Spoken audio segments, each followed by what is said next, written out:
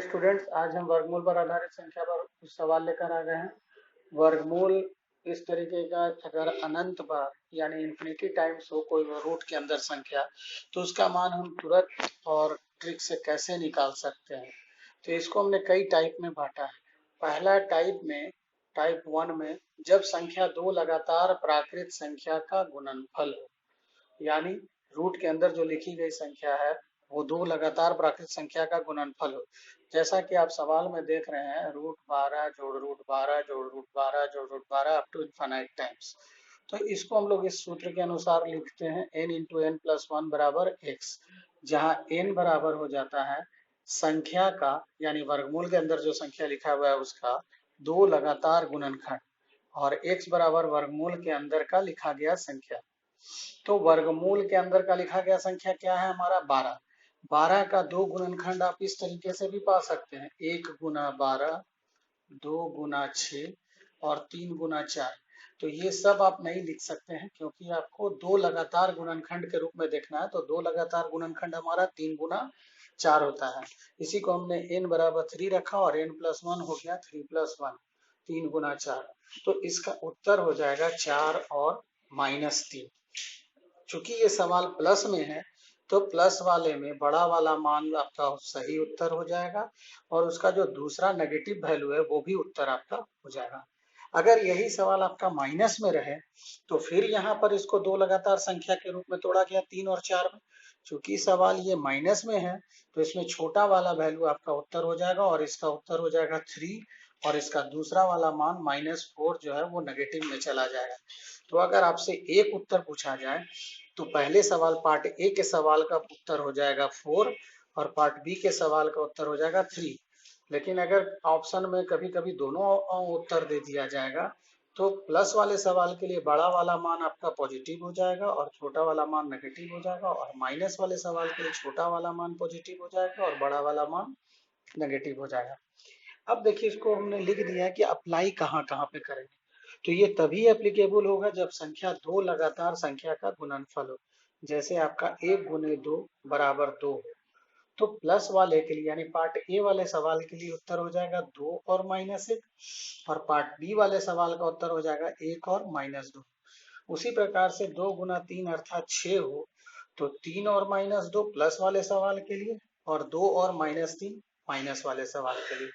यदि ये 3 गुना 4 बराबर 12 वर्गमूल के अंदर में लिखा हुआ हो तो 4 और -3, 3 और -4, 4 गुना 5 यानी 20 हो वर्गमूल के अंदर तो 5 या -4, 4 या -5 नेगेटिव वाले सवाल के लिए। 5 गुना 6 30 हो अगर वर्गमूल के अंदर तो 6 और -5, 5 और -6।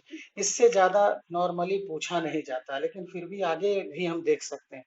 अगर 6 गुना 7 वर्गमूल के अंदर 42 हो तो प्लस वाले सवाल के लिए 7 और -6, और माइनस वाले सवाल के लिए 6 और -7।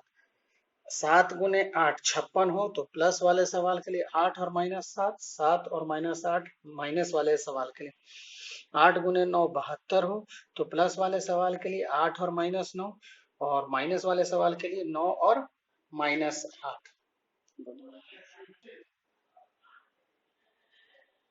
उम्मीद करते हैं आप पहले टाइप को समझ गए होंगे।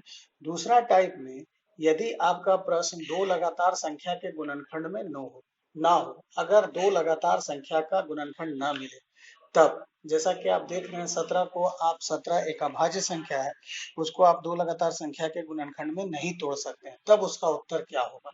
तो अगर ये सवाल प्लस में है तो इसका उत्तर हो जाएगा 4a प्लस 1/2। ये 4a प्लस 1 आपका रूट के अंदर रहेगा और इसके साथ +1 जुड़ जाएगा, 4a plus 1 root under by 2 और +1। अर्थात इस वैल्यू, इस सवाल के लिए a के जगह पर आपका क्या हो जाएगा, a के जगह वर्गमूल के अंदर जो लिखा गया संख्या है वो हो जाएगा। तो इस सवाल का उत्तर हो जाएगा 4 गुना 17 जोड़ 1 root under 4 into 17 plus 1 divided by 2 plus 1, यानी √69 प्लस 1, √69 प्लस 1/2। इसी का बी पार्ट में अगर ये सवाल माइनस में हो जाए, जैसा कि आप इसमें देख रहे हैं कि ये आपका है √13 माइनस अप टू इंफिनिटी। तो इसके लिए उत्तर हो जाएगा आपका √4a -1/2 और -1। यानी इस सवाल का उत्तर के लिए आपको √13 × 4, वर्गमूल के अंदर 13 लिखा हुआ है, 13 × 4 + 1/2 और -1, यानी √53 -1/2 ये सवाल का उत्तर हो जाएगा। टाइप 3 में अगर ये सवाल, उम्मीद करते हैं आपको ये समझ में आया होगा। टाइप 3 में अगर ये सवाल इंफिनिटी टाइम्स प्लस माइनस इस तरीके से चल रहा हो, जैसा कि आप इसमें देख रहे हैं, √12 प्लस √12 माइनस √12 प्लस √12, यानी एक बार जोड़ा जाए और एक बार घटाया जाए और ये अनंत बार प्रक्रिया की जाए, तब इसके लिए बनाने का सूत्र हो जाएगा √4a - 3/2 + 1। तो इस सवाल के लिए आपका उत्तर हो जाएगा 4a, एक की जगह आप क्या लिखेंगे 12, तो 4 × 12 -3/2 और +1, तो 12 चौका 48, 48 में से 3 घटेगा, √45 जोड़ 1/2।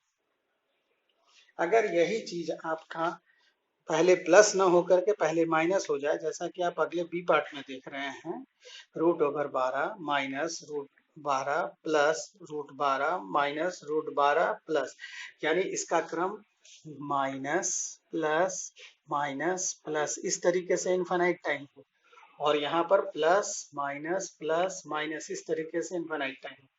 तो जब माइनस प्लस का इनफाइनाइट टाइम क्रम चलेगा, तो इसके लिए सूत्र हो जाएगा √4a - 3 और -1 होल डिवाइडेड बाई 2, यानी आपका a के जगह 12 लिखा जाएगा, तो 4 × 12 -3 और -1 ये रूट के बाहर रहेगा बटा 2, तो 12 चौका 48, 48 में से 3 घटेगा 45 -1/2। इन दोनों में अंतर यही है कि जब प्लस से शुरुआत होगा तो +1 हो जाएगा, और जब माइनस से शुरुआत होगा तो -1 हो जाएगा। ये आपको ध्यान रखना है। अब बढ़ते हैं टाइप 4 की ओर। अगर यही संख्या आपका अनंत बार गुना के रूप में है, तो यहाँ पर जितने बार जो भी संख्या वर्गमूल के अंदर लिखा गया है, आपका उत्तर में वही आ जाएगा। यहाँ √12 अप टू इनफिनाइट टाइम्स है, तो इसका उत्तर हो जाएगा 12। ये 12 के जगह कुछ भी हो सकता है, यहाँ पर कोई जरूरी नहीं है कि आपका 2 लगातार संख्या के गुणनखंड के रूप में हो। 1 2 3 4 5 6 कोई भी प्राकृत संख्या हो सकता है। अगर अनंत बार ये गुना में है तो उसका उत्तर वही उत्तर हो जाएगा। उम्मीद करते हैं आप समझ रहे होंगे। अभी इसमें और 2-3 टाइप है जिसको हम अगले वीडियो में डालने का प्रयास करते हैं। धन्यवाद। डियर स्टूडेंट्स, अब बढ़ते हैं टाइप 5 की ओर। देखिए, अगर इसके पहले आपने देखा कि रूट के अंदर अगर गुना अनंत बार हो, इन्फिनिटी टाइम्स मल्टीप्लिकेशन में हो, तो वर्गमूल के अंदर जो संख्या होता है वही उसका उत्तर हो जाता है। लेकिन अगर ये जो मल्टीप्लिकेशन जो है इन्फिनिटी टाइम्स ना होकर एक लिमिटेड नंबर ऑफ टाइम्स हो, जैसा कि हमने टाइप 5 में इसको 4 बार रूट लेकर दिखाया है, तो अगर वर्गमूल के अंदर संख्या अनंत बार ना हो तब उसको बनाने के लिए हम लोग इस सूत्र का इस्तेमाल कर डायरेक्ट उत्तर पा सकते हैं। और ये सूत्र है a × 2n-1 बटे 2n बराबर x, जहां a बराबर क्या होगा, वर्गमूल के अंदर की संख्या, अर्थात वर्गमूल के अंदर जो 12 लिखा गया वही a के जगह पर लिखाएगा, और n बराबर वर्गमूलों की संख्या, अर्थात यहाँ पर जितने बार वर्गमूल है उसको गिनती करके लिख देना है, जैसा कि इस सवाल में 4 वर्गमूल है। अब इसके आधार पर अगर हम बनाना चाहें तो a के जगह पर आपको क्या लिखना है, 12 लिख दिया। 2 कांस्टेंट है, n वर्गमूलों की संख्या, तो वर्गमूल की संख्या यहाँ पर आप गिनती करें 1 2 3 4, तो 4 worgमूल -1 2⁴ -1 बटे 2⁴, तो ये क्या हो जाएगा, अगर आप 12 का पावर 2 का पावर 4 होता है 16 माइनस 1/16 यानी 12 का पावर 15/16। आप देख रहे हैं। तो इसी प्रकार से आगे का भी सवाल बनाया जा सकता है। अगर यहां पर हमारा 4 वर्गमूल के जगह 3 वर्गमूल होता, तो अगर n बराबर 3 होता तो हमारा पावर में 7/8 हो जाता। और a का मान तो प्रश्न बताएगा, a का मान प्रश्न के अनुसार होगा, प्रश्न के अनुसार होगा, जबकि पावर प्रश्न में जितने बार रूट है उसके अनुसार होगा। n बराबर 4 रहने पर हमारा पावर क्या हो जाएगा 15/16। n बराबर 5 रहने पर हमारा पावर क्या हो जाएगा 31/32। n बराबर 6 रहने पर हमारा पावर क्या हो जाएगा 63/64। बराबर 5 होने पर हमारा पावर हो जाएगा 31/32। n बराबर 6 होने पर पावर हो जाएगा 63/64। इससे ज्यादा अभी तक सवाल पूछा नहीं गया है। अगर पावर 7 बार लिखा रहे रूट तो 127/128 हो जाएगा। मान लिया जाए आपको प्रश्न कुछ ऐसा मिलता है, मान लिया जाए आपका प्रश्न इस तरीके से √12 √12 √12 √12 √12 √12।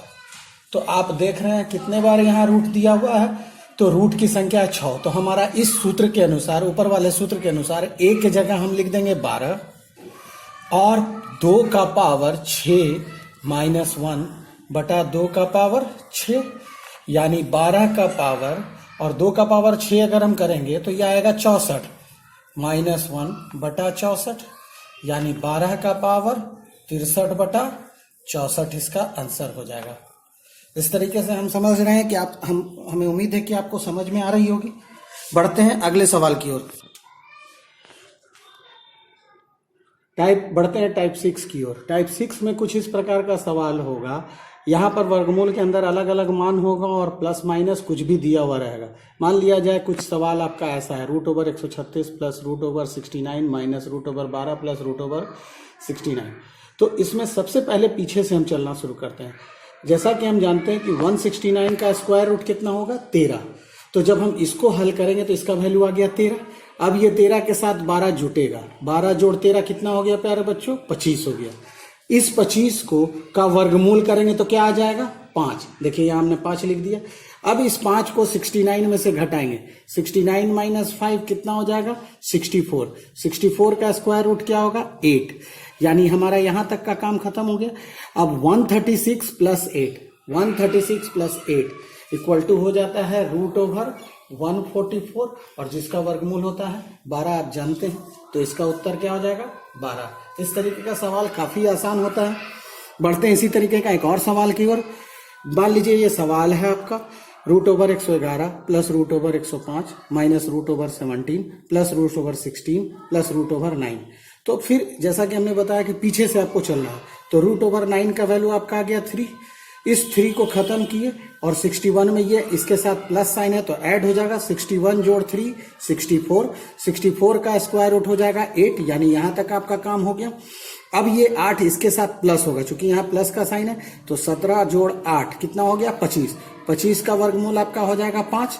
105 में से अब ये वर्गमूल हटाने पर 5 जो है घट जाएगा, पर 105 में से 5 घटने पर क्या आएगा आपका 10 आ जाएगा। अब ये 10 यानी 111 जोड़ 10 कितना होता है प्यारे बच्चों 121। 121 का वर्गमूल कितना होता है 11। तो हम उम्मीद करते हैं आप ये समझ रहे होंगे। बढ़ते हैं इसके अंतिम प्रकार की तरफ। अब ये सवाल कुछ ऐसा है, इसमें अलग अलग पावर है, स्क्वायर रूट भी है और क्यूब रूट भी है, मिक्स्ड। ये हो गया मिक्स्ड रूट, आप इसको कह सकते हैं मिक्स्ड रूट। अगर ऐसा हो √2 into cube √4 into √2 into cube √4 up to infinite time, तो इसको हल करने के लिए पहले हम इसको x मान लेते हैं। अब जब हम स्क्वायर करेंगे तो आप जानते हैं कि स्क्वायर करने के बाद स्क्वायर और रूट एक दूसरे को कैंसिल कर देता है, तो x स्क्वायर बराबर ये रूट खत्म होने पर 2 into √3 cube √4 into √2 into cube √4 up to infinite times हो जाएगा। अभी चूंकि यहां पर ये दो संख्याओं का क्रम बार बार रिपीट हो रहा है, तो एक बार और इसको हमको क्यूब रूट हटाने के लिए क्या करना पड़ेगा क्यूबिंग करना पड़ेगा। तो अगली बार हम लोग क्यूब करते हैं। तो जैसे ही इसका क्यूब किया जाएगा तो ये हो जाएगा x to the power 2 to the power 3, यानी x to the power 2 into 3 बराबर x टू द पावर 6, और इधर से क्यूब रूट करने पर ये 2 का पावर क्यूब, और यहां से क्यूब रूट हट जाएगा इंटू 4, और बाकी एज इट इज उतर जाएगा। अब जैसा कि आपने समीकरण 1 में इसको क्या माना है, x, तो आप इसको लिख सकते हैं x का power 6 equal to 8 into 4 into x. तो x का अब x का एक पावर यहाँ 6 पावर में से कट जाएगा, तो x घटने के बाद बच जाएगा x का पावर 5, और ये 8 इंटू 4 इक्वल टू 32 हो जाएगा। 32 को हम लिख सकते हैं 2 टू द पावर 5। अब आप जानते हैं कि a to the power m बराबर b to the power m रहने पर a बराबर b लिखा जा सकता है, यानी x बराबर आपका क्या आ जाएगा, इसका आंसर आ जाएगा 2। तो आशा करते हैं बच्चों आपको ये बहुत अच्छे से समझ में आ गया होगा। अगर किसी प्रकार का दिक्कत हो तो आप कमेंट में डाल सकते हैं अपने परेशानी को, उसको हम लोग हल करेंगे। धन्यवाद दोस्तों।